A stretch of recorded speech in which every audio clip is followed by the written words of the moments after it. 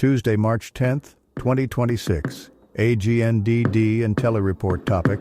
Bo Gritz, Vietnam veteran called a real-life Rambo, dies at 87. Please pardon any visual and informational inaccuracies in this partially AI-generated article-based video. Bo Gritz, Vietnam veteran called a real-life Rambo, dies at 87. He served in the Special Forces, led a post-war raid to find POWs, and became a voice of the right-wing anti-government fringe. By Clay Risen, New York Times, March 9, 2026. Bo Gritz, a decorated Special Forces officer during the Vietnam War, who spent the 1980s planning private raids into Laos in a fitful search for American prisoners, and then, in the 1990s, became prominent in the world of far-right politics, militia organizing, and apocalyptic conspiracy mongering, died on February 27th at his home in Sandy Valley, Nevada. He was 87. His wife, Judy Gritz, announced his death on Facebook. She did not provide a specific cause. Mr. Gritz, rhymes with fights, was often compared with roguish Vietnam-era fictional characters like Colonel Kurtz, played by Marlon Brando, in Apocalypse Now, 1979. John Rambo, played by Sylvester Stallone, in First Blood, 1982. And Colonel Hannibal Smith, played by George Peppard in the 1980s TV show The A-Team. All three were brilliant but troubled soldiers, unable to leave the battlefield behind, not unlike Mr. Gritz. Like them, he tapped into a rich vein of populist anger over America's defeat in Vietnam. And also like them, he led a larger-than-life career that was at least partly made up. Mr. Gritz served 4 tours in Vietnam as a Green Beret, during which he led a roving contingent of mostly Cambodian guerrillas deep behind enemy lines. He received more than 60 medals and commendations for his service. But former comrades and journalists later raised questions about his record. In some cases, they said, his awards had come at his own recommendation.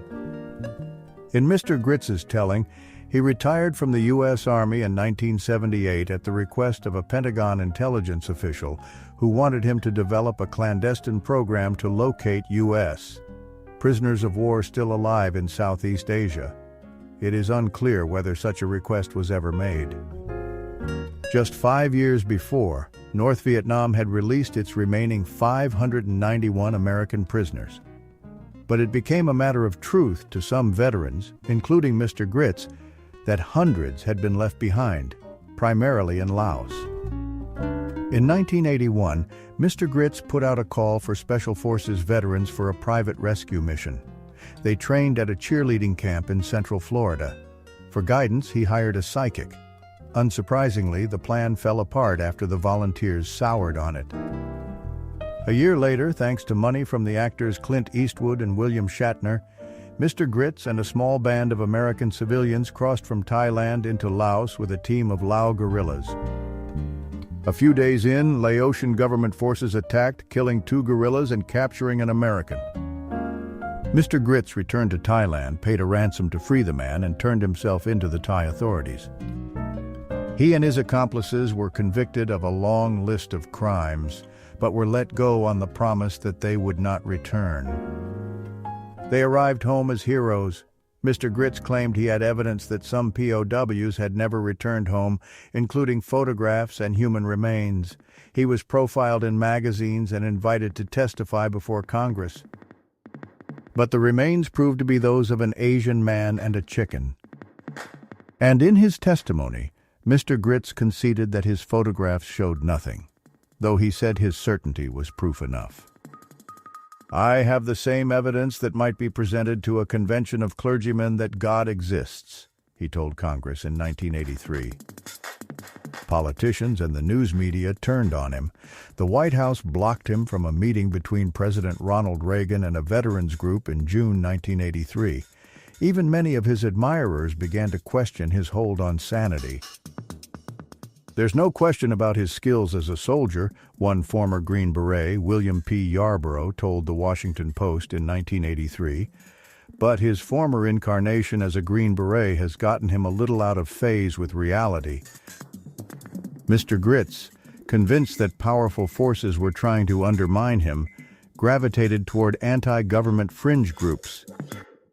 In the mid-1980s, he developed a second career training clients in how to survive in the wilderness or in the event of societal collapse. He also became involved in politics. With an anti-government platform that included abolishing trade deals, halting immigration, and cutting foreign aid, in 1988 he ran as the vice presidential candidate of the Populist Party.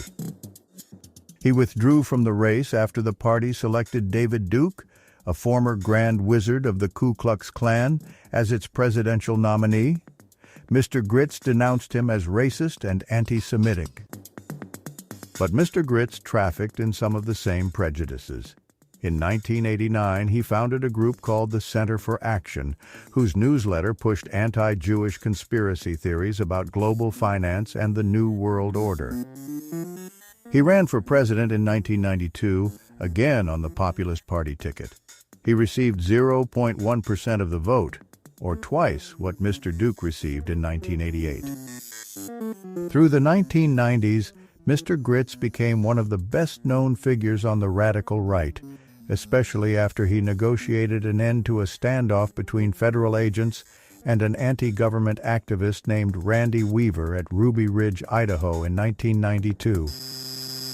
Around the same time, he founded a community in northern Idaho, Almost Heaven, that attracted Christian nationalists, anti-government militants, and white supremacists with the promise that the government would stay away. He said law enforcement officials saw him as too much trouble.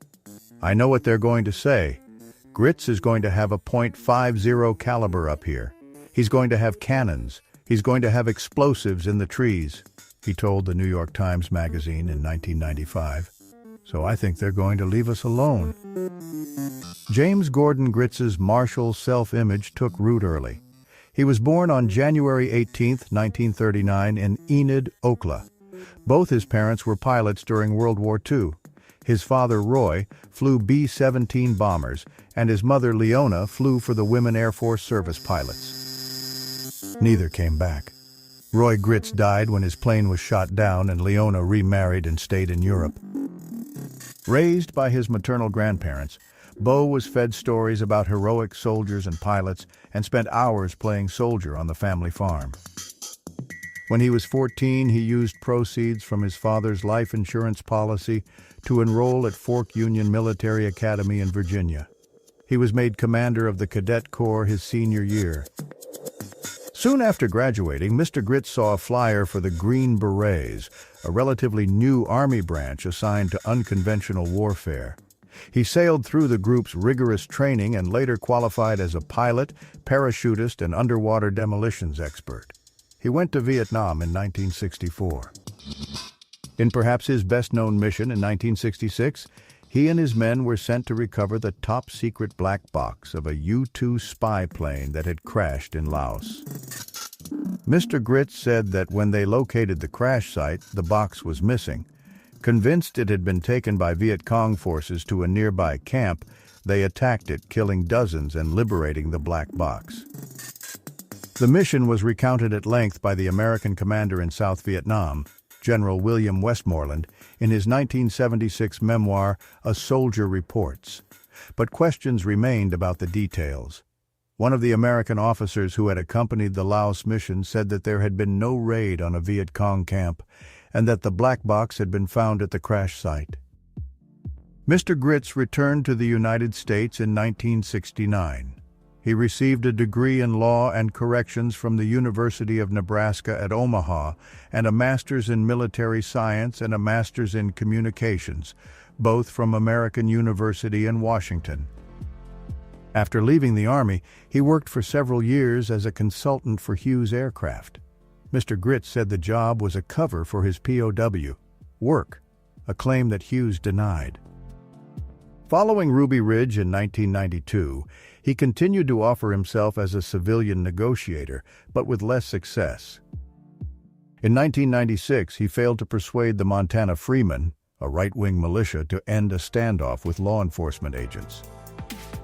2 years later, he led volunteers through the North Carolina forest to find Eric Rudolph, who was wanted in connection with the bombing at the 1996 Olympics in Atlanta. Once again, he failed. Mr. Rudolph was arrested in 2003. By that time, Mr. Gritz had lost much of his public following, save for a core group of like-minded survivalists. In 1996, one of them, a Connecticut woman named Linda Wiegand, persuaded him that her ex-husband was molesting their two boys as part of a satanic cult. Mr. Gritz and his son James traveled to Connecticut to help. After the police saw them in a car outside one of the boys' school, they arrested them for attempted kidnapping. After a lengthy, widely publicized trial, they were acquitted. In 1998, while the trial was ongoing, Mr. Gritz's third wife, Claudia, filed for divorce. He attempted to kill himself with a revolver but missed his heart. He married Marla Kirsch, whom he met at a survivalist convention in 1999.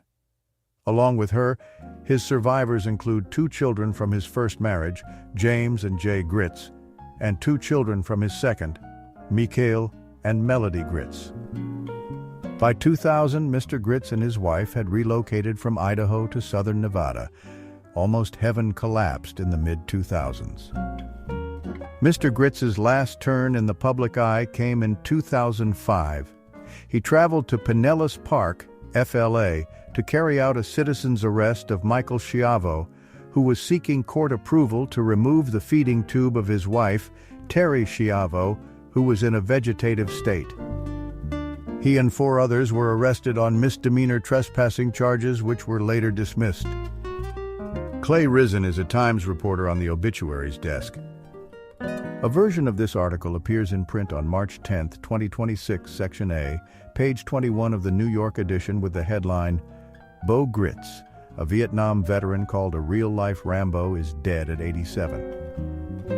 Thank you for watching this AGNDD IntelliReport, dear viewers. Please like, subscribe, and click the bell button to get notified during new uploads. And make sure to tune in next time. Stay safe and healthy. Cheers!